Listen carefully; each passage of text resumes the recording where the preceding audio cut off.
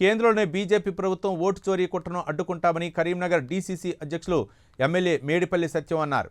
కరీంనగర్లోని private function హాల్లో ఆదివారం జరిగిన కాంగ్రెస్ కరీంనగర్ అసెంబ్లీ నియోజకవర్గ సమావేశానికి హాజరై మాట్లాడారు. ఎన్నికల్లో గెలిచేందుకు బీజేపీ కుతంత్రాలు చేస్తోందన్నారు. ఈ కార్యక్రమంలో కాంగ్రెస్ పార్లమెంట్ ఇన్ఛార్జి నరేంద్ర శ్రీనివాస్ నాయకులు పాల్గొన్నారు. నిర్వహిస్తున్నటువంటి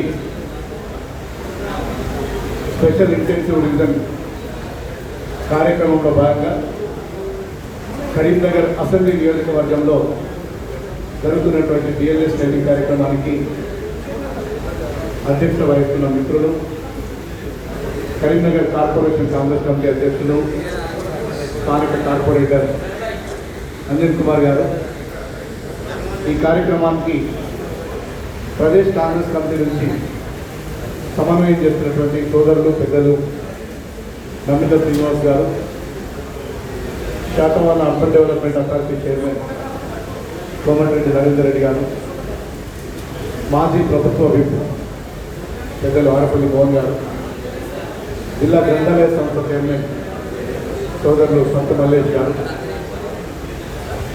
కరీంనగర్ మార్కెట్ కమిటీ చైర్మన్ సోదరులు, నగరంలో కార్పొరేటర్ కూడా వ్యవహరిస్తున్నటువంటి ఆకుల నరసయ్య గారు, అదేవిధంగా అర్బన్ బ్యాంక్ చైర్మన్ కర్ర రాజశేఖర్ గారికి, మీడియా మిత్రులకు, ఈ కార్యక్రమంలో పాల్గొంటున్న ప్రతి కాంగ్రెస్ పార్టీ కుటుంబ సభ్యులకి పేరు పేరున నా యొక్క హృదయపూర్వక నమస్కారాలు.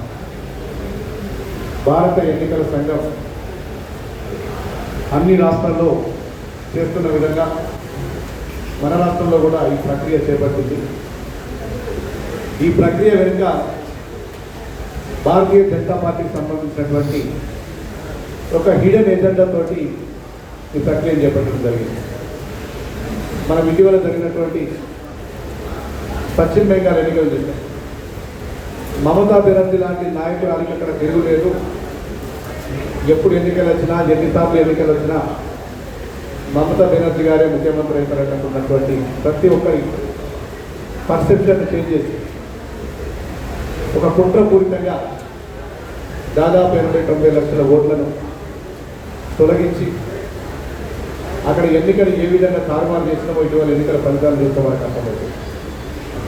అంతకుముందు బీహార్ రాష్ట్రంలో కూడా 25-30 లక్షల ఓట్లను తొలగించి అక్కడ మనకు లాలూ ప్రసాద్ యాదవ్ గారి పార్టీ అయినటువంటి ఆర్జేడీ పార్టీ గెలుస్తారనుకున్న సందర్భం నుంచి ఏ విధంగా ఓటమిని చవిచూస్తుందో మనం చూసినాం.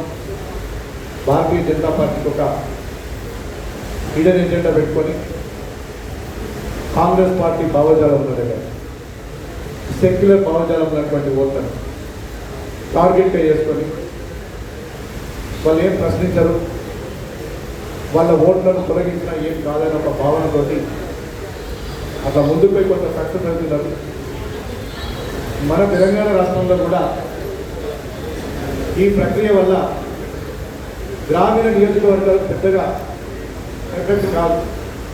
చొప్పదండి గ్రామీణ ప్రాంతం, మానకొండూరు గ్రామీణ ప్రాంతం, హుజూరాబాద్ సెమీ అర్బన్ కొంత ఉంటుంది, పెద్దపల్లి కొంత గ్రామీణ ప్రాంతం, ఇట్లాంటి నియోజకవర్గాల్లో పెద్దగా ప్రభావం చూపనప్పటికీ కరీంనగర్ అసెంబ్లీ నియోజకవర్గం చాలా సెన్సిటివ్ నియోజకవర్గం. ఇది కార్పొరేషన్ ప్రాంతం. ఇక్కడ వాళ్ళ ఎజెండాను అమలు చేసే అవకాశం ఉన్నది.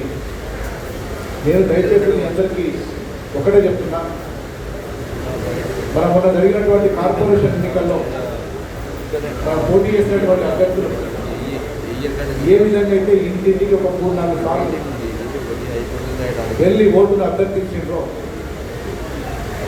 మల్లేశం గారు నువ్వు ఎన్నిసార్లు తిరిగినో తెలుసు కదా, మళ్ళీ నీ రేగుర్తులు అంటే తిరిగి ఈ ఓటు ఉందా లేదా చెక్ చేసుకునే బాధ్యత మీకు ఉంటుంది.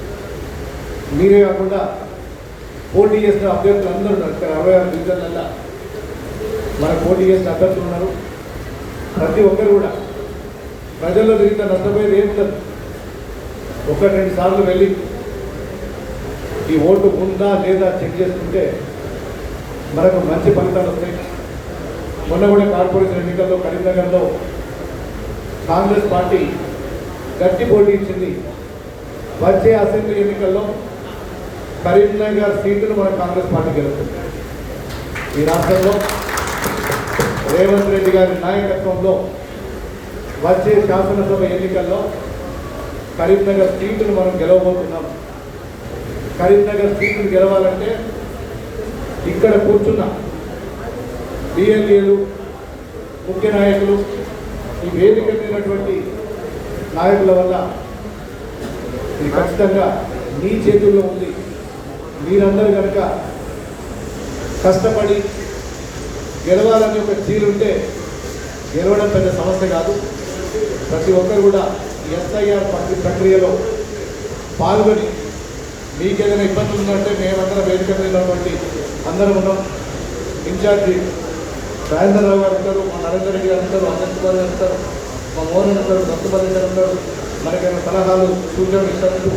ఎప్పటికి కూడా నవీల శ్రీనివాస్ గారు ఉంటారు, మన మైనార్టీ నాయకుడు తాజ్బాయ్ ఉంటారు. తాజ్బాయ్ నేను అటు చూడలేదు, మా తాజ్బాయ్ ఉంటాడు. అందరూ కూడా అందరూ కూడా నేను కూడా జిల్లా కేంద్రంలో ఉంటా.